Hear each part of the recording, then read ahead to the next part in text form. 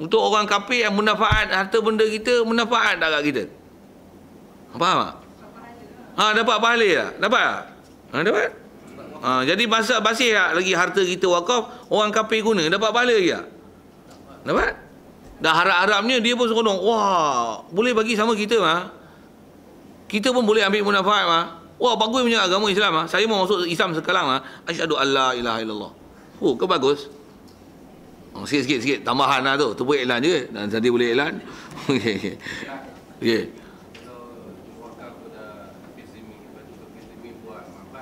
Oh, tu tak boleh pasal kaedah dia bila wakaf, benda wakaf ni kena faham. Dia bila wakaf atas kafir zimmi, manfaat untuk dia pakai, dia guna ambil manfaat. Tapi kalau dia buat benda-benda yang salah dengan istilahnya tak menepati syarak, dia tak boleh pakai lah benda tu. Maksudnya tak boleh lah buat makbat dia. Nak tokong pun tak boleh Pasal bagi asal bicaranya sah maqum alai antara manfaat tu kafir zimmi. Untuk dia ambil intifak manfaat boleh. Tanah dia nak bercucuk tanam, katalah itu. Rumah dia nak tinggal, buah dia nak makan, sah tu. Tapi nak bina tokong, sorry Itu mana boleh? Tu bukan dia ambil manfaat, dia istilah nak conquer pula tu. Itu kot. Syubhat. Apa syubhat pula? Tak mana boleh kira syubhat ni, apa yang syubhat? Tang dia buat ibadah tu. Di kaedah dia boleh ambil manfaat. Jadi masalah dia bila buat tempat tokong apa, mana boleh bagi benar kan hak tu? Dia tak boleh benar. Syubhat apa pula? Tak benar. Tak boleh. Kena buatlah kalau peraturan enactment, peraturan harta wakaf bagi negeri tanah Melayu. Macam ni Ni apa? Ada ke kat Malaysia? Tak ada. Sepatutnya bab wakaf ni dia mesti ada satu jabatan khas. Kalau kita tengok dalam kitab-kitab, memang antara pemerintahan Islam, kerajaan Islam dulu, dia ada Darul Awqaf, ada tanah jabatan wakaf. Kita sejak merdeka dulu mana ada jabatan wakaf? Wakaf ada sebahagian pada Majlis Agama Islam kecil je. Sepatutnya bab wakaf ni bab besar. Pasal apa? Dia wakaf, kalau status individu wakaf, dia sampai kiamat kena jaga harta wakaf tu. Harta kerajaan pun kalau bagi buku teks, mampu dia cari yang baluan cacing tu. Itu buku teks lah, kalau ikut bukan wakaf pun. Ada wakaf kerajaan, ada. Oh, itu pun buku pinjaman lah kan. Sikit pinjaman buku teks tu, kan kena kursus kan. Buku keluar masuk berapa, nak lupus berapa, teruk tu. Sepatutnya harta wakaf lagi baik pengurusan daripada harta buku, skim buku pinjaman buku teks. Siapa urus? Pemerintah lah, imam lah. Bukan satu kecil wakaf ni. Masjid dah wakaf pun boleh convert lah, boleh dijual. Lah kelakar. Kelakar Malaysia ni. Malaysia, boh Malaysia tu. Patutnya kita tentang hukum kita tak erti tu syukur, tapi hukum pengurusan tak betul lah. Betul macam mana? Dan benda tu tak diatur dengan cara Islam sejak pada awal lagi. Baru terhegih-hegih nak pergi betul. Baru terhegih-hegih nak susun. Yang ni Neman Wakaf. Semua gazet bagi Majlis Agama Islam. Baru terhegih-hegih buat. Tu pun dah gazet ke Majlis Agama Islam, pengurusan tak pula buat cantik-cantik. Saja nak kata bab-bab tu sikit. Pasal kadang-kadang gazet dah terbantut nak buat apa, tak boleh. Semua pula mesti melalui. Yang ni pula bukan semua boleh turun mesyuarat. Sepatutnya gazet atas nak jaga harta wakaf. Dari segi fakta dia kena ambil maqum alaih siapa lembaga nazir dia, yang jemaah nazir dia nak menguruskan ni, siapa dia, macam mana pengurusan masjid lah. Tak payah dia turun, tak apa. Tapi kau mesti urus macam mana wakif yang mewakaf tu, dia kata macam mana gunakan apa, belanjakan, apa lagi, tasarruf kan, takbir bagi betul macam mana keizinan dia beri. Wajib tu. Wajib urus bagi betul tu. Pasal apa? Wajib pelihara harta wakaf. Pula tu dia wakif, dia macam Quran hadis tu. Pasal dia yang memberi lesen untuk harta dia diguna di mana. Dia martabat Quran hadis dari segi tak boleh dimansuh. Dia nas terang tu. Dia kata wakaf untuk fakir miskin. Fakir miskin ni tak cukup tarikh tak boleh ambil. Haram makan. Kalau dia kata untuk fuqaha, siapa tak fuqaha tak boleh ambil. Undang-undang besar tu. Makan duit haram tu. Macam makan judi. Makan harta riba tu. Siapa? Dia bagi spesifik. Satu sepatutnya mesti ada lembaga wakaf yang menguruskan tepat ni, disiplin. Pula tu apa kriteria dia? Macam mana nak kenal miskin, kaya? Apa kalau orang mengaji fuqaha, tahap mana panggil fuqaha? Mufassirin, muhaddisin, ulama nahwu. Macam mana nak bagi tarikh? Siapa nak kelaskan dia tu? Siapa nak uji? Lembaga nak uji ni, mana yang layak tak layak ni? Siapa? Apa kayu ukur dia? Sepatutnya mesti ada satu lembaga khas urus bab ni. Jaga semua harta wakaf dalam Malaysia. Dari Darul Awqaf. Kalau negeri-negeri lain pergi belajar Syria, Mesir, semua ada lembaga wakaf. Dari lembaga besar tu. Dia satu kementerian tu. Kementerian wakaf. Wuzara wakaf. Malaysia ada lembaga wakaf. Wazir? Tak ada. Ada Baitul Mal ni, fail wakaf pun hilang. Saja kan siapa ada dalam lembaga tu tolong sampaikanlah kepada pihak atas. Sorry lah bahasa tu kasar orang sikit. Pasal kita tak proses lah kitab. Best lah. Wazirul Salah. Masjid pun salah. Alah sikit lah kecil. Bagi masjid. Wasatiyah. Okey. Wa yasihu ala zimmiyin. Tanzimi selesai. La murtadin. Orang murtad tak sah. Sikit bagi hujah boleh tak? Kenapa orang murtad tak sah jadi mauquf alaih? Saya nak guna bahasa kasar saya kalau saya nak jawab. Apa pasal? Jawab, boleh? Orang murtad ni memanglah keluar dari Islam. Tak payahlah bagi tarikh tu, saya tahu lah. Saya nak bagi alasan kenapa tak boleh. Sepatutnya dia ni mampus lah. Orang mati mana boleh? Tapi tak mati lagi lah. Pasal tu tak boleh. Saya kunu matian. Dia akan mati. Saya kunu mayitan. Saya kunu maktulan. Saya kunu mahdudan. Jadi mana boleh dia atas terima manfaat? Kalau ada manfaat pun lagi mampu Tapi siapa nak ambil manfaat dia? Nampak? Jadi ada ke? Memang murtad hukum mati ke? Suruh taubat, tak mau taubat, memang mudah lah. Mana boleh simpan? Ini virus lebih besar daripada HIV lagi. Okey, tu murtad. Harbi sama. Lagipun kalau harbi esok kita tawan, jadi apa? Jadi hamba. Bagus. Baik, bila hamba, boleh dia ambil manfaat. Pasal apa pula? Dia harta orang. Tak boleh. Dia buat harta. Mana boleh dia ambil manfaat? Dia dimanfaatkan. Okey. Wa harbiin. Begitu juga wa nafsihi, dan dia waqaf ala nafsihi fil asah. Waqaf atas diri sendiri. Saya waqaf mikrofon ni atas Rozaini Abdul Rahman. Senang wakaf kat aku. Baik tak payah wakaf, aku pakai seorang je lah. Tak sah. Wakaf ala nafsi tak sah. Jadi ala nafsi apa? Nafsil waqif. Fil asahi. Muqabil asah tak payah sebut. Maksudnya boleh. Pasal bab khilaf kita belajar kitab ni, bab khilaf tak payah simak. Tengok hak asah. Kalau sahih. Hak muqabil, itu bab lain. Nanti dulu, biar bagi faham hak asah dulu.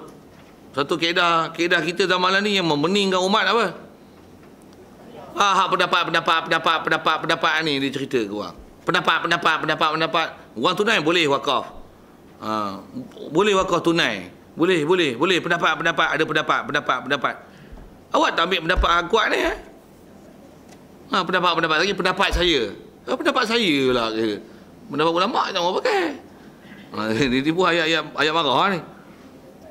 Dia kira pendapat. Acik pendapat orang tepi longkang pun ambil. Pendapat, ada pendapat kata boleh. Babi kata dia, yang haram daging je, kulit tak apa. Untuk tak babi pun makan lah.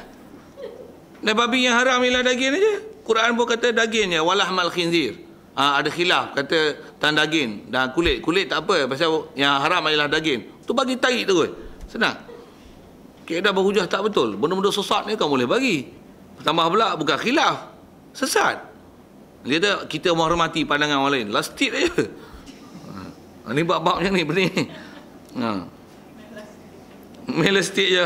Tu saya sebut lastik. Saya tak sebut panah kalau bom lagi. Bubur C4 lagi tu. Okey. Tak meraihkan. Tak meraih itu satu. Kadang-kadang dia macam ni. Dia ambil benda-benda yang do'if. Lepas tu kita hendaklah berlapang dada katanya. Dada dia pun tak lapang nak terima pendapat yang kuat. Habis-habis dia suruh kita berlapang dada dengan dia. Dia tak nak berlapang dada ambil pendapat yang kuat di kalangan ulama. Pendapat asal dan asal.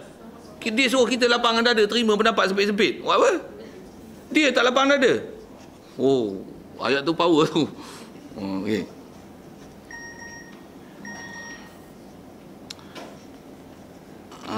Wa in waqafa ala jihatin maksiatin ka imaratil kanaisi fa batilun. Sedia maklum tu. Tak payah terjemah kot.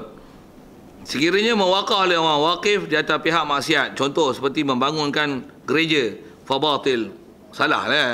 Wakaf tujuan untuk amal jariah, ni maksiat jariah. Wah apa? Siap. Jelas lah tu kan. Oh, amal jariah ni maksiat jariah. Au jihatin kurbatin, ataupun kata dia dia wakaf ala jihah kurba atau daripada jihah maksiat. Ka fuqara'i, seperti fakir miskin. Wakaf tanah ni untuk fakir miskin kampung ini. Jadi siapa tak ada fakir miskin, hak ambil manfaat di situ.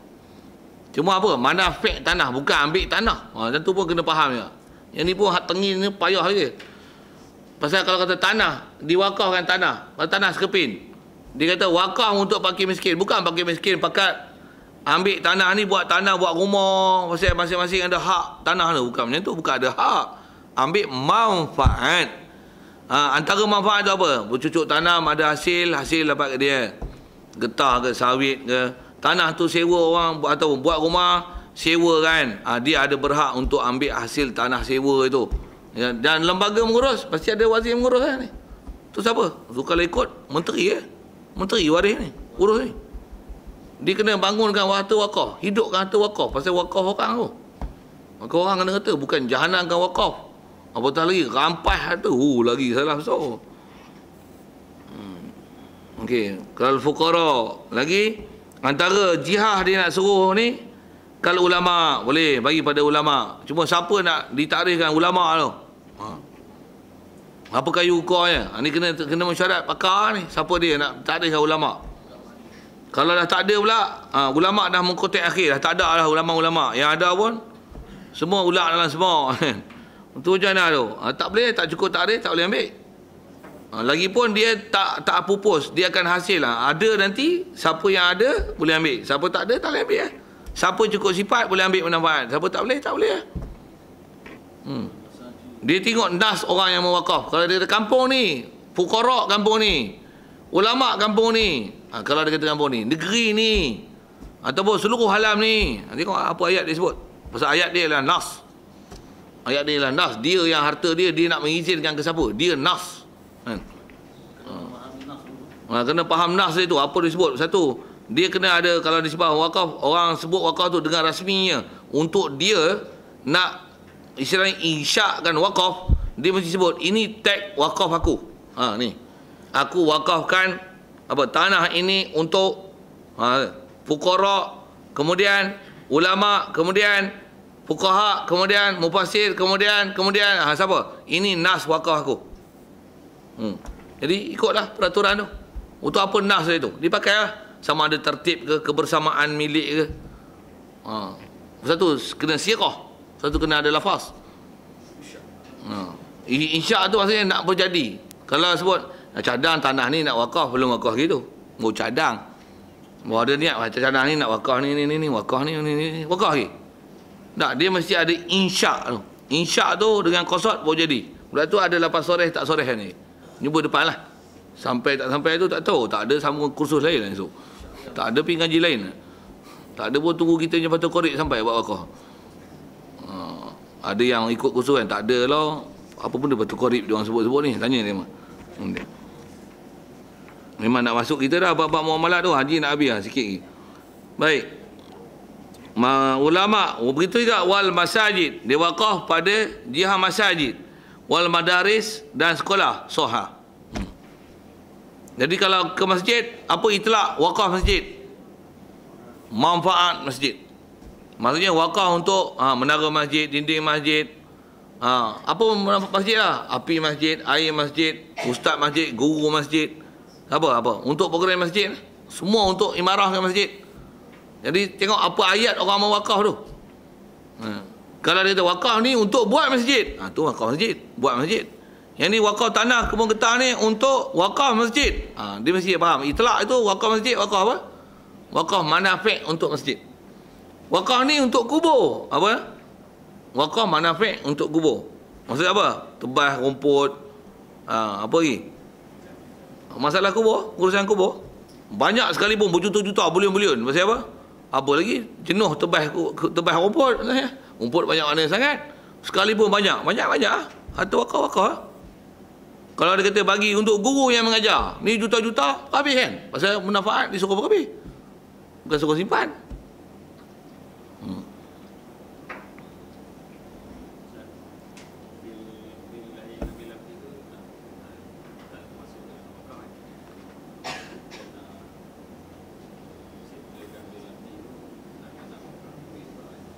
Wakaf duit untuk settle duit api.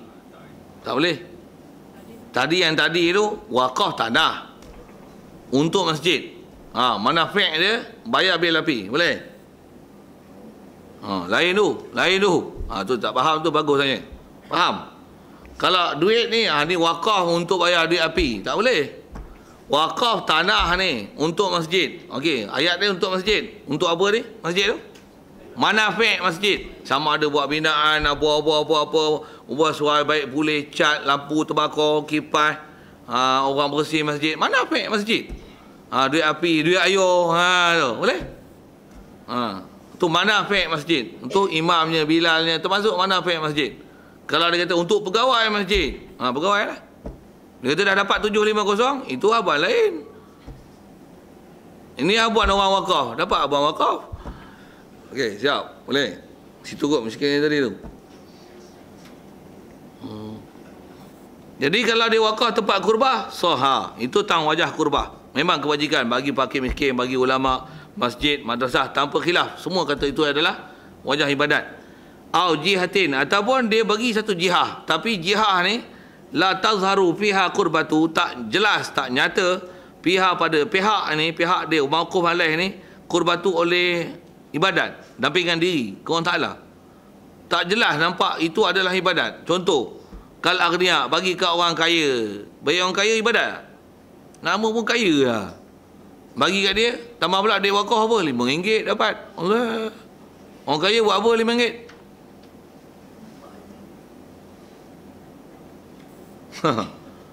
Nampak macam tak bermanfaat kan?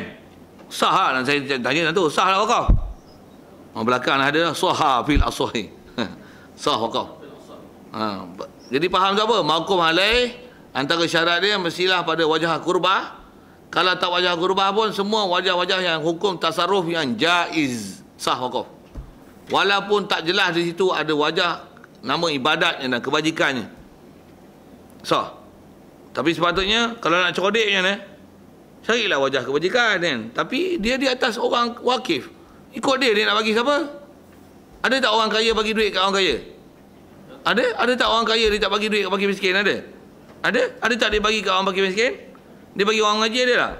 Tapi mana manfaat besar? Tapi boleh tak dia bagi kat orang kaya? Ikut dia. Jadi boleh tak dia wakaf kat orang kaya?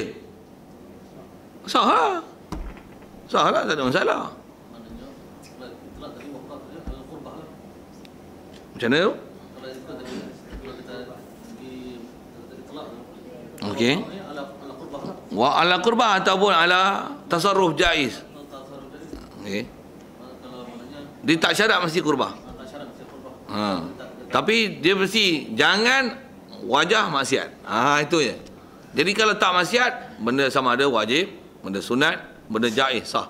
Jadi tak sah wakaf atas maksiat, ala jihah maksiat. Ya maksiat tak boleh. Rasa macam panas sikit. Ada setting tak betul ke? Ikon tak buka ke apa?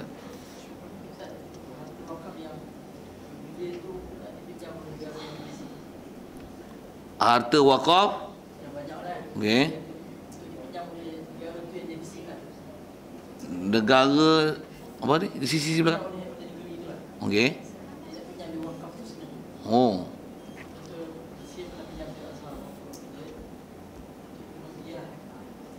Untuk okey. Boleh tak boleh tu? Wakaf Azhar tu. Kalau ikut kaedah dia, pasal dia nak kena macam ni. Benda wakaf, bila harta wakaf tersimpun, katalah banyak sekali pun, walaupun orang gairah nak ambil dia, dia di atas syarat wakif. Orang yang mewakaf pasal dia nas. Langgar nas dia berdosa pemegang amanah. Menggunakan atau mentasarufkan harta wakif bukan tempat tasaruf yang dibenarkan. Hukum macam langgar Quran hadis. Jadi kita bukan ada kuasa untuk melanggar syarat wakif. Jadi kalau orang mewakaf, dia kata yang ni untuk wakaf untuk Jamiah Azhar. Semualah untuk guru dia apa-apa kan. Jadi tu banyak. Kerajaan dah teruk, boleh tak bagi untuk maslahat masalihul mursalah. Usul fiqh orang pakai lah ni. Untuk masalihul mursalah, untuk maslahatul amah, ad-darurah tubuhi manzurat boleh? Kalau kaedah dia tak makan babi mampu baru boleh ambil. Itu bahasa kasar bahasa tu. Itu kaedah dia. Pasal ad-darurah tuqaddaru biqadriha. Saya pun ada bodoh kelahi dengan geng WhatsApp kan. Buat masalah tu sikit darurat. Apa dobek darurat? Aci darurat je boleh. Aci darurat je boleh. Nanti lah. Darurat ni walaupun ad-darurah tubihu mazdurat, tapi ad-darurah tuqaddaru biqadriha. Jadi kalau al-waqif dia mensyaratkan ni kepada hartalah fuqara masakin, siapa-siapa yang disyarat tu, walaupun harta ni banyak pasal tak adanya fuqara wal masakin. Habis tu ada orang gairah nak ambil ni atas nama pinjam hutang macam mana? Tak boleh. Pasal dia bukan ahli orang untuk terima tabarak dengan harta mauquf. Tengok. Pasal dia mesti izin untuk intifak siapa mauquf alaih, jihah yang dibenarkan oleh waqif sebagai mauquf alaih. Itu saja yang boleh ambil manfaat. Satu kalau saya tambah sikit, saya ngaji dulu guru selalu pesan gini. Dia kata kalau buat wakaf, kita jangan wakaf sampai menyusahkan orang. Walaupun wakaf tu hak kita. Misalnya kita wakaf telaga ni untuk wuduk sahaja. Basuh tangan haram. Basuh muka saja haram. Basuh kaki haram. Buat minum haram. Boleh apa? Apa-apa erti wuduk. Jadi memang bagus. Tapi wakaf tu bagus lah. Jihad pun bagus lah. Tapi orang sempit. Pahala terhad lah. Nanti saya silap orang tak guna langsung lah. Tambah pula telaga orang tak pakai. Macam mana pun sepatutnya macam mana? Siapa wazir wakaf? Dia kena ambil berat ni. Pasal dia kata wakaf untuk wuduk saja. Supply air ni, buat botol apa-apa, air wuduk saja. Untuk wuduk saja. Memang ada orang bagi untuk buat sabil, untuk wuduk saja. Botol kan dia. Lembaga awqaf lah. Tasarruf ni. Bagi free. Kos botol tak payah. Siapa nak boleh tanggung? Siapa pula nak wakaf kos ni? Kos botol tu. Itu satu hal, tu cari lain. Tapi tak sebut apa? Lembaga wakaf lah. Kena uruskan ni. Air ni dimanfaatkan. Hidupkan harta wakaf dia. Sepatutnya macam tu. Ni marah siapa ni? Ke wazir. Pasal harta wakaf ni boleh jahanam kan. Tambah pula dipindah milik, ditukar. Tak jual tanah pula dengan telaga-telaga wakaf. Salah besar tu, habis makan haram lagi belakang. Dibinasakan harta wakaf. Salah besar tu. Kita binasakan pondok telefon pun salah. Itu vandalisme. Ini lagi apa?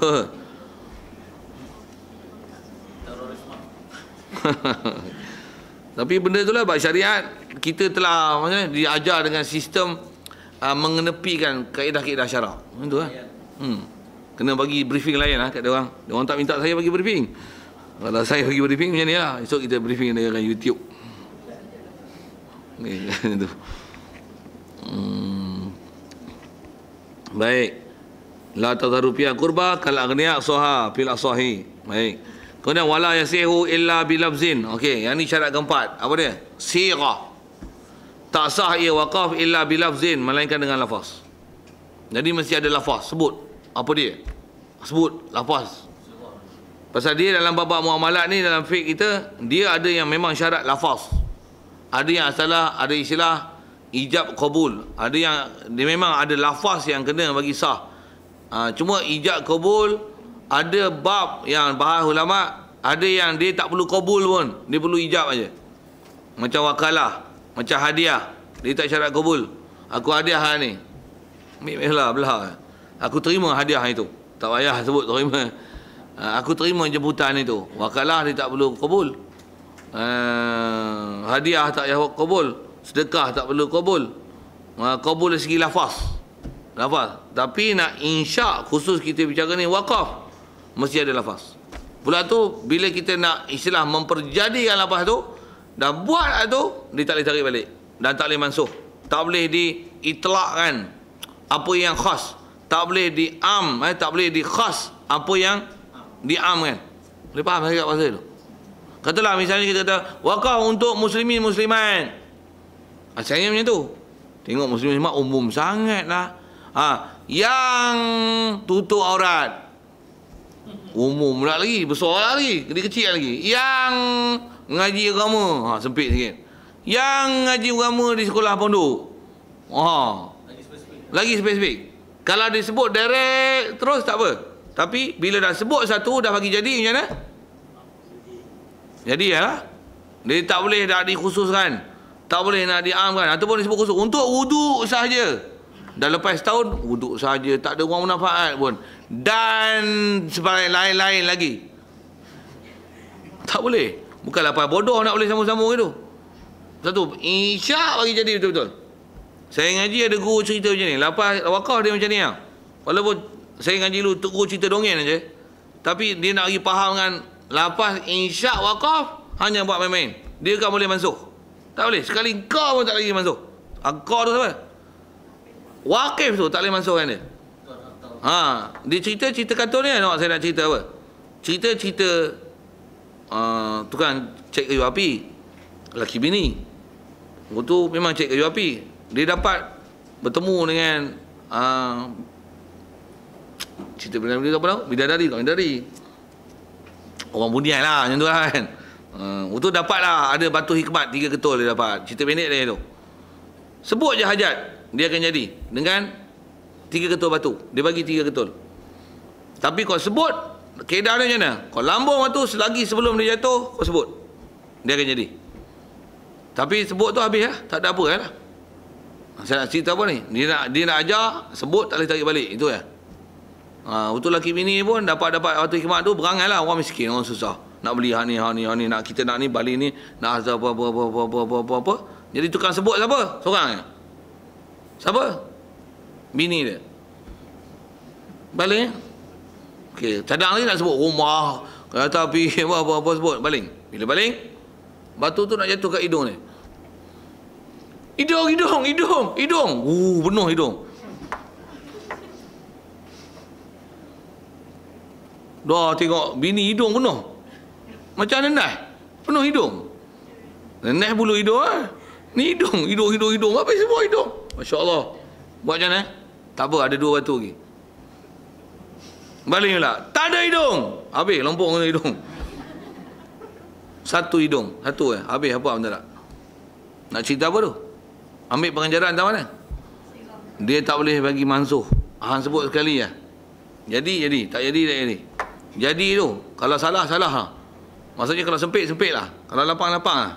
Satu. Bawa kau boleh main-main. Dia macam akad nikah, macam merdeka hamba. Aku merdeka kau. Merdeka.